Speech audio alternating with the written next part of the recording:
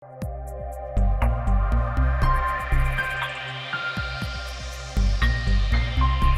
Tuhan, terima kasih urapan, hikmat, pewahyuan, pengertian daripada Engkau, Kau curahkan kehidupan kami. Di dalam nama Tuhan Yesus kami bersyukur dan kami berdoa, haleluya, amin.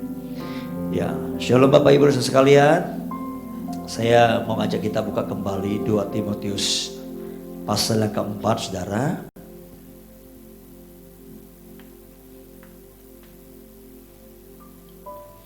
Ayat pertama sampai ayat yang ke-8, saudara ya. Saya akan bacakan buat saudara. Perikopnya adalah penuhilah panggilan pelayananmu. Ya. Di hadapan Allah dan Kristus Yesus yang akan menghakimi orang yang hidup dan yang mati, aku berpesan dengan sungguh-sungguh kepadamu demi penyataannya dan demi kerajaannya. Beritakanlah firman, siap sedialah baik atau tidak baik waktunya. Nyatakanlah apa yang salah, tegurlah dan nasihatilah dengan segala kesabaran dan pengajaran, karena akan datang waktunya orang tidak dapat lagi menerima ajaran sehat. Tetapi mereka akan mengumpulkan guru-guru menurut kehendaknya untuk memuaskan keinginan telinganya. Mereka akan memalingkan telinganya dari kebenaran dan membukanya bagi dongeng. Tetapi kuasai dirimu dalam segala hal, sabarlah menderita, lakukanlah pekerjaan pemberitaan Injil, dan tunaikanlah tugas pelayananmu. Mengenai diriku, darahku sudah mulai dicurahkan sebagai persembahan, dan saat kematianku sudah dekat. Aku telah mengakhiri pertandingan yang baik, aku telah mencapai garis akhir, dan aku telah memelihara iman. Sekarang telah tersedia bagiku mahkota kebenaran yang akan dikaruniakan kepadaku oleh Tuhan, hakim yang adil pada harinya. Tetapi bukan hanya kepadaku, melainkan juga kepada semua orang yang merindukan kedatangannya. Nah saudara, kalau saudara perhatikan baik-baik, ya, latar belakang surat ini ditulis Paulus ya kepada Timotius, ya, yang merupakan anak rohaninya. Nah saudara, kalau saudara memposisikan diri kita masing-masing adalah sebagai Timotius, saudara, maka sebagai Timotius, ya, misalnya saya akan sangat khawatir tentang Paulus yang adalah bapak rohani saya. Kenapa? Karena sejak bertahun-tahun yang lalu, saudara, sejak peristiwa Paulus itu ditangkap, lalu kemudian disidang, dan sidangnya bukannya sekali dua kali, tapi terus ya, sampai kemudian Paulus banding ya untuk bisa disidangkan di Roma, saudara ya. Nah saudara tahu bahwa di 2 Timotius ini ya, itu merupakan surat yang terakhir yang ditulis oleh Paulus di masa tuanya. Nah, diperkirakan surat ini ditulis pada tahun 67 ya Masehi, dan pada zaman itu tahun 67, saudara, itu pemerintahannya ada di bawah kekaisaran Nero, saudara ya. Nah, kita tahu Nero itu salah satu kaisar yang sangat bengis, sangat jahat, dan dia tidak suka akan kekristenan. Dan dia menghambat kekristenan begitu rupa, kalau ada orang Kristen, dia akan menangkapnya dan kemudian dia akan membunuhnya dengan begitu kejam, saudara, seperti itu. Jadi situasinya pada waktu itu sangat tidak enak, sangat sukar, sangat tidak kondusif, saudara. Ya, apalagi misalnya kalau saya sebagai Timotius, saudara, pada waktu mendengar Paulus ada di penjara di Roma menunggu keputusan dari kaisar, dan kaisarnya adalah Kaisar Nero. Itu sangat susah hatinya, saudara ya. Dan sepertinya saya pasti berpikir, ini bapak rohani saya Paulus ini pasti akan sulit untuk dilepaskan ya. Karena itu saya pasti akan berdoa, bergumul ya, supaya Paulus bisa mengalami pertolongan Tuhan atau mengalami pembebasan dari hukuman itu ya. Karena kaisar yang memerintah, Yang akan mengadili pada waktu itu adalah Kaisar Nero, yang notabene adalah sangat tidak suka atau sangat benci dengan Kristenan. Dan tiba-tiba ada seorang narapidana yang kasusnya adalah kekristenan, saudara. Ya. Nah, kalau saya sebagai Timotius, saudara, maka saya akan sangat gelisah ya pada waktu itu.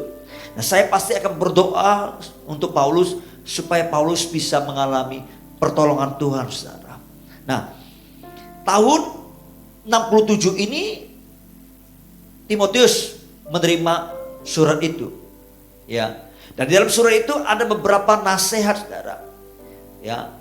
Dan juga ada beberapa hal yang sangat urgent bagi Paulus kepada Timotius. Ya. Kalau saudara baca di ayat ke-9 dikatakan begini, ayat 9 dan 21 dikatakan begini. Berusahalah supaya segera datang kepadaku. Ini ada ungkapan dari Paulus kepada anak rohaninya, kepada Timotius, ya, supaya pada waktu itu cepat segera datang menemui dia. Kalau di ayat 21 lagi dikatakan begini.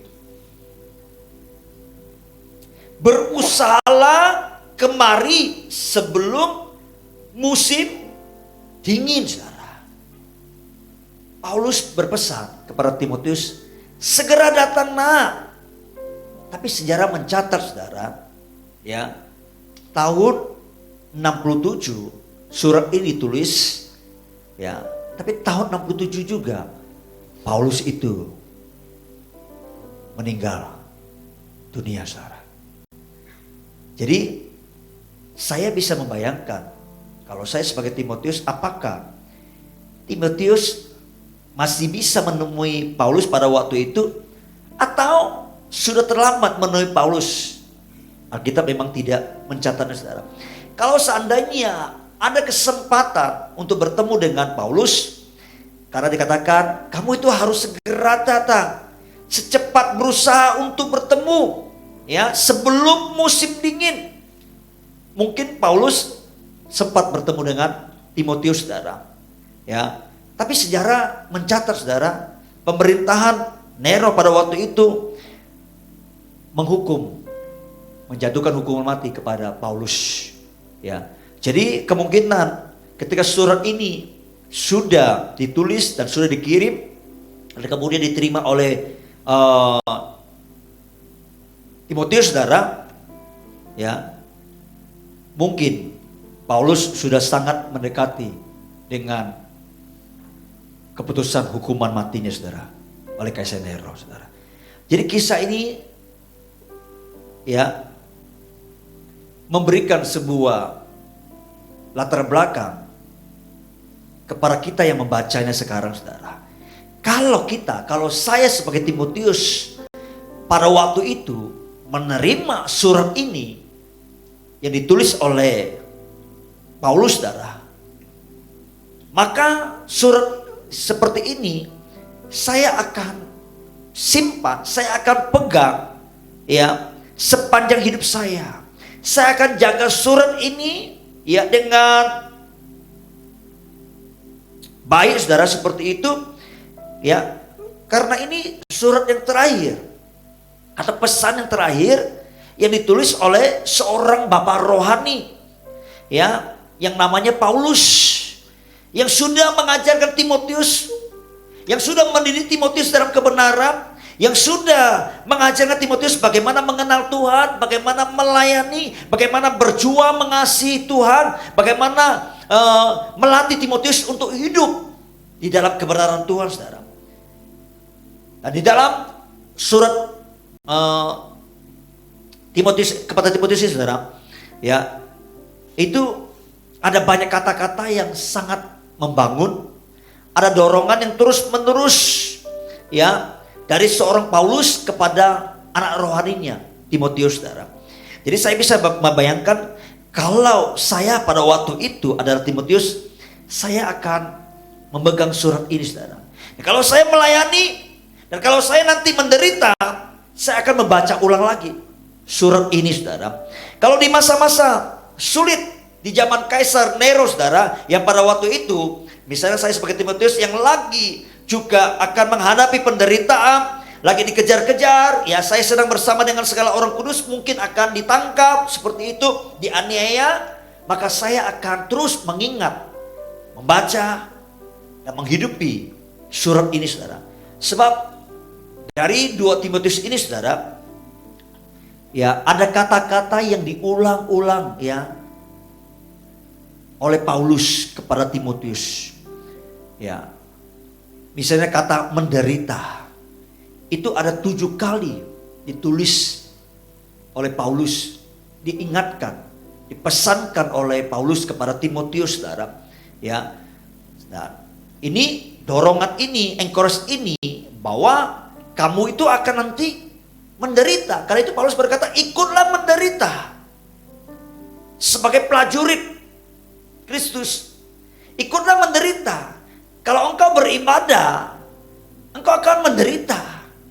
Berkali-kali ditulis seperti ini, saudara.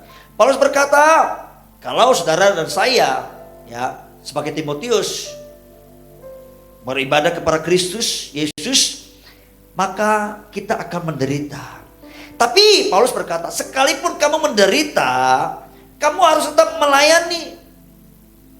Jadi kalau saudara dan saya sebagai Timotius yang sedang menderita pada waktu itu, lagi dikejar-kejar oleh Kaisar Nero, lagi mau ditangkap, lagi dicari bersama dengan orang Kristen yang lainnya untuk dibunuh, maka setiap kali peristiwa kejadian penderitaan itu terjadi yang sangat menyesakkan hati, saudara, maka saya nggak akan pernah tinggalkan surat ini. Sebab ketika saya mengingat, membaca surat ini kembali, saya merasa pasti akan didorong, dibangun kembali untuk terus melayani sampai pada akhirnya. Itu sebabnya perikopnya, penuhi panggilanmu, penuhi pelayananmu, saudara. Jadi tujuan surat ini ditulis, saudara, supaya Timotius tetap bertekun di dalam atau dengan ketabahan ketika melayani itu penuh dengan penderitaan. Mau beribadah itu penuh dengan penderitaan, saudara. Nah, kalau diaplikasikan di masa kita yang sekarang ini, yang juga masa-masa yang sulit, hard time, saudara, ya, masa-masa yang sukar seperti ini, saudara, ya, bagaimana saudara dan saya di masa-masa yang sulit ini, saudara, kita tetap bisa menghidupi panggilan kita supaya tetap terpenuhi, saudara. Kita tidak mengesampingkan pelayanan kita dengan Tuhan. Kita tidak mengesampingkan hubungan kita dengan Tuhan. Kita tidak mengesampingkan tujuan hidup kita di dalam Tuhan. Mengutamakan Tuhan di dalam hidup kita masing-masing, saudara. Nah, itu penting buat zaman kita sekarang ini, saudara. Sebab kalau kita membaca Timotius ini, saudara, maka saudara saya diingatkan, ya, supaya ketika kita mendapatkan kesulitan-kesulitan, penderitaan-penderitaan, ya, di tengah-tengah kesulitan seperti sekarang ini, saudara saya itu harus terus bertekun, maka dikatakan dalam penderitaan, tanpa mengurangi pelayanan kita kepada Tuhan, hubungan kita dengan Tuhan, keutamaan kita kepada Tuhan. Justru di masa-masa sulit seperti ini, saudara, yang kelihatannya kontraksinya makin sudah mulai sangat jelas kelihatan, saudara, tapi ini baru kelihatan dalam ukuran yang kecil, baru permulaan, saudara. Kalau nanti ke depan lebih kuat lagi tekanan-tekanannya, saudara dan saya itu perlu mengingat akan surat ini, akan firman Tuhan ini, supaya kita tetap bertekun dengan ketabahan, tanpa mengesampingkan pelayanan kita, tanpa meninggalkan pelayanan kita. Dan semua kita harus tetap setia, saudara, dalam pelayanan kita kepada Kristus. Jadi ini latar belakang, saudara. Sebab itu Paulus berkata, ya, di hadapan Allah dan di hadapan Kristus Yesus yang akan menghakimi semua orang, disuruh Timotius, kamu itu ingat nanti kalau kamu menderita, kamu nanti mesti bertanggungjawabkan kepada Tuhan semua yang kamu lalui itu. Jadi jangan mengesampingkan hal-hal yang utama. Jadi kamu harus penuhi panggilanmu sekalipun kamu menderita. Sebab nanti kamu akan berhadapan dengan Kristus yang akan menjadi hakim, baik orang yang mati maupun orang yang hidup. Jadi waktu surat ini ditulis, ya saudara tahu rata-rata surat-surat dari rasul-rasul itu saudara, itu adalah mendorong, mengencourage, mengingatkan akan jemaat Tuhan bahwa kedatangan Tuhan itu semakin dekat. Ya, saya percaya kita juga diingatkan hari-hari ini dengan melihat zaman, dengan melihat tanda-tanda kedatangan Tuhan juga semakin dekat, saudara.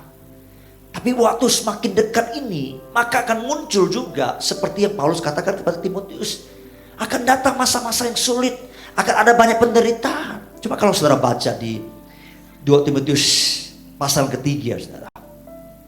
Satu pasal sebelumnya. Dikatakan begini, saudara. Ketahuilah pada hari-hari terakhir akan datang masa yang sukar. Manusia akan mencintai diri sendiri dan menjadi hamba uang. Mereka akan membuang dan menyombongkan diri. Mereka akan menjadi pemfitnah. Mereka akan berontak terhadap orang tua dan tidak tahu berterima kasih, tidak memperdulikan agama. Nanti akan waktunya, dan mungkin waktu itu sudah mengalami Paulus dan Timotius juga mengalami. Dan kita juga sedang mengalami yang sekarang ini. Ada banyak orang tidak memperdulikan agama. Dan dengan keadaan seperti ini orang jadi biasa, tidak ibadah. Perubahan-perubahan ini akan membuat orang jadi biasa, tidak suka hal yang rohani. Itu sebabnya Paulus berkata Timotius, nanti orang-orang itu tidak suka dengar kebenaran, tidak suka hal yang rohani, lebih suka hal yang memuaskan hawa nafsunya. Coba saudara perhatikan baik-baik. Jangan-jangan ada di antara saudara dan saya seperti itu. Sekarang memang beberapa tempat masih belum dibuka untuk ibadah. Beberapa tempat sudah dibuka daerah. Di kota kita sudah dibuka, diizinkan. Tapi berapa banyak yang datang beribadah? Alasannya takut. Saya percaya bukan karena ketakutan. Wong kita lihat mereka bisa kemana-mana. Ke mall, berkerumun dengan orang, bergaul dengan teman-temannya. Ya kan? Nah, kerja karena takut, itu bukan alasannya. Itu pasti karena itu firman ini sedang tergenapi bahwa nanti masa akan datang orang-orang tidak akan suka hal yang rohani. Kalau ingin pergi beribadah itu akan ada penderitaan terjadi. Ini sudah terjadi seperti ini, saudara. Ya, tidak tahu mengasihi, tidak mau berdamai, suka menjelekkan orang, tidak tahu mengekang diri, tidak dapat mengekang diri, garang, tidak suka yang baik. Suka berkhianat, tidak berpikir panjang, berlagak tahu, lebih menuruti hawa nafsu daripada menuruti Allah. Ya kan? Banyak yang seperti itu. Ini kondisinya memang seperti itu. Nanti akan muncul, kalau Paulus berkata begini, nanti mereka akan mengesampingkan telinga mereka untuk mendengar kebenaran, nggak mau dengar lagi. Mereka akan mengumpul guru-guru mereka hanya untuk mendengarkan yang menyenangkan telinga mereka. Artinya nanti akan ada dua kelompok di tengah-tengah kehidupan gereja, hamba-hamba Tuhan khususnya. Ada yang hamba-hamba Tuhan yang memang disukai orang karena memang pengajarannya adalah hal-hal yang menyenangkan telinga. Dia akan menjadi hamba Tuhan yang populis. Tapi ada hamba Tuhan yang mengajarkan kebenaran, yang menemplak, yang menegur, yang menyatakan kesalahan. Itu pasti nggak disuka orang. Kenapa? Karena manusia lebih suka dikatakan menuruti hawa nafsunya, menuruti dagingnya. Tentu kalau hal-hal yang menegur, hal-hal yang kebenaran, itu pasti akan menamplak dosa, menamplak kedagingan. Dan itu nggak suka manusia. Kita semua nggak suka kalau ditegur. Itu akan terjadi seperti itu. Jadi hamba Tuhan juga akan menjadi dua kelompok. Saya percaya kelompok yang menyampaikan kebenaran itu akan menjadi kelompok yang kecil. Kelompok yang sedikit. Sebaliknya, kelompok hamba Tuhan yang menyampaikan pengajaran yang menyenangkan telinga, itu akan menjadi kelompok yang populis, kelompok yang besar. Jemaat juga seperti itu akan terjadi. Yang suka akan kebenaran masih sedikit. Yang suka akan hal-hal yang menyenangkan telinga, memuaskan nafsu akan banyak. Itu karena firman Tuhan ini sudah menjelaskannya. Dikatakan mereka akan mengumpulkan guru-guru mereka sesuka hati mereka, yang suka yang menyenangkan telinga mereka, saudara. Itu artinya nanti pelayanan gereja, pelayanan hamba-hamba Tuhan, termasuk saudara dan saya sebagai jemaat orang Kristen. Itu sebabnya Alkitab berkata, Paulus berkata, untuk beribadah pun kita mengalami penderitaan. Oh, menyampaikan di atas mimbar kok, menegur, menyampaikan firman kebenaran, gak disukai orang, menderita. Timotius diingatkan oleh Paulus, kamu apapun nanti menghadapinya, mengalaminya, jangan undur, jangan kesampingkan itu, tetap bertekun.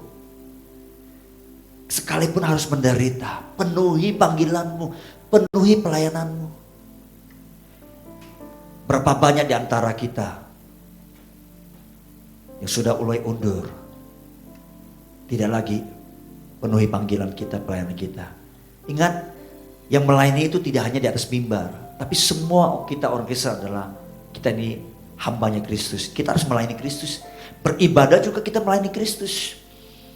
Kalau hari Minggu aja kita nggak datang beribadah, itu kita tidak melayani Kristus. Jadi saudara, kita melayani hawa nafsu kita.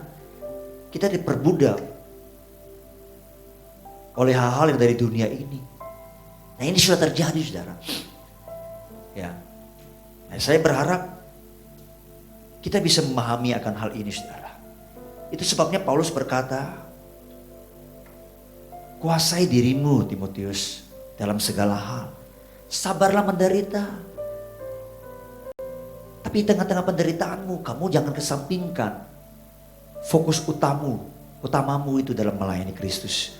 Karena itu dikatakan, lakukan pekerjaan pemberitaan Injil ini dan tunaikanlah tugas pelayananmu.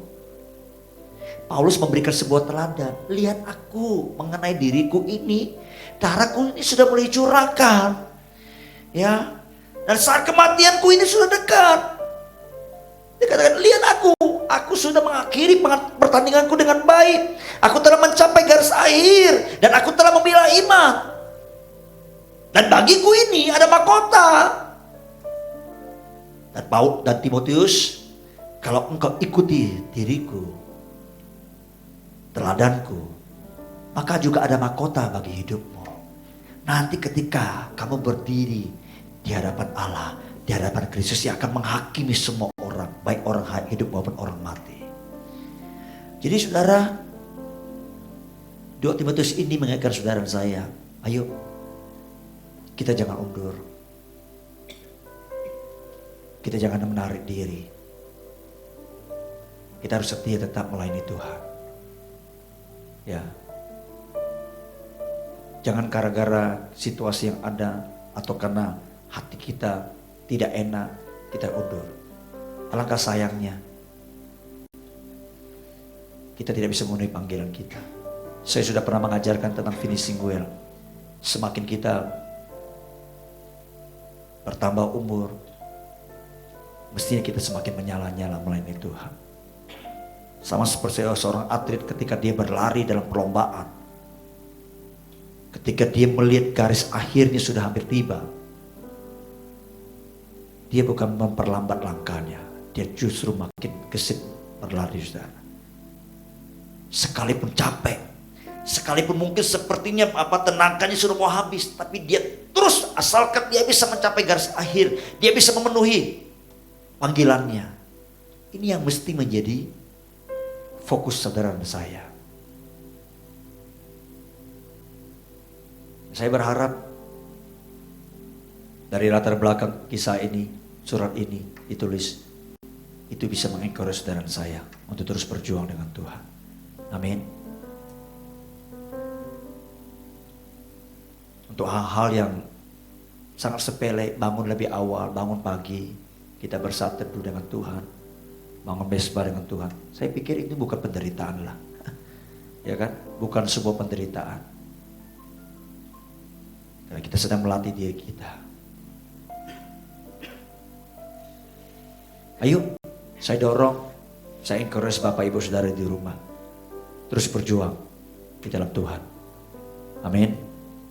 Jangan pernah tinggalkan ibadah. Jangan pernah tinggalkan pelayanan kita kepada Kristus. Penuhi panggilan kita. Setiap kita masing-masing, saudara. Apa yang menjadi pelayanan kita, entah kita karyawan di kantor, atau kita full time di gereja, apapun itu. Kita ingin mengerjakannya, memenuhi panggilan kita di dalam Kristus. Asalkan kita bisa mencapai garis akhir seperti yang Tuhan tetapkan buat kehidupan kita, saudara. Haleluya. Ya, besok saya akan melanjutkan lagi mengulaskan buat saudara. Ini masih panjang, saudara. Tapi saya berharap surat ini sangat kontekstual dengan keadaan kita sekarang ini. Bahkan nanti lebih parah lagi, saudara. Kita nggak tahu kemarin COVID-19 ini, nggak salah di Surabaya ya. Itu ada jenis yang baru yang lebih yang lebih gesit, lebih berbahaya, lebih kuat virusnya katanya. Kita nggak tahu virus ini akan berhenti sampai kapan.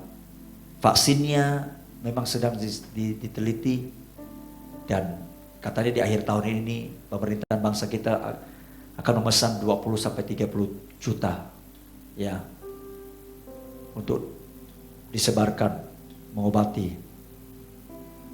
masyarakat bangsa kita. Di awal tahun mungkin sudah mencapai 100 juta. Nah, kira-kira saudara saya dapat nomor yang berapa? Kalau dapat nomor 200 juta satu, kita mungkin tunggu nggak tahu berapa tahun yang lalu akan datang. Ya kan? Kita nggak tahu. Kalaupun kita belum dapat, tanda petik, kita mengalami kesulitan, kita mengalami penderitaan. Ayo jangan berhenti untuk mengikut Yesus, untuk berjuang, beribadah, melayani Kristus. Amin. Nggak gampang, saudara, nggak gampang. Ya, nanti perubahan-perubahan ini akan semakin hari semakin banyak, saudara. Ya, dia itu akan membuat orang tidak suka hal-hal yang rohani lagi. Coba lihat, persekutuan-persekutuan, bahkan di komsel-komsel sudah mulai hilang. Mestinya di komsel-komsel harus digiatkan. Saya dorong Bapak Ibu Saudara yang ada di Mercycom, ayo tingkatkan kembali, bangun kembali Mercycomnya, komunitas kecilnya. Itu penting sekali, saudara. Ya, karena disitulah kita bisa saling menjaga sesama lain. Kita perlu komunitas untuk menolong kita, untuk memperhatikan kita, ya, untuk mengingatkan kita, saudara, untuk menegur kita. Itu yang Paulus sampaikan. Tegur, nyatakan kalau ada yang salah. Nah, kalau kita nggak punya komunitas, siapa yang ingatkan kita? Siapa yang tegur kita? Siapa yang nasihati kita? Nggak ada. Kita berjalan sendiri. Kita berjalan semau kita nanti, saudara. Nah, itu berbahaya buat kehidupan kerohanian kita, saudara. Nggak boleh seperti itu. Jadi Bapak Ibu Saudara, saya dorong, ayo masuk dalam komunitas kecil. Kembangkan lagi, tingkatkan lagi. Ya, kita nggak bisa tunggu COVID ini benar-benar berlalu. Ya, saya berharap kita bisa terus saling menjaga satu dengan lain, saudara. Haleluya. Ya, kiranya apa yang saya sampaikan hari ini memberkati kita semua. Amin.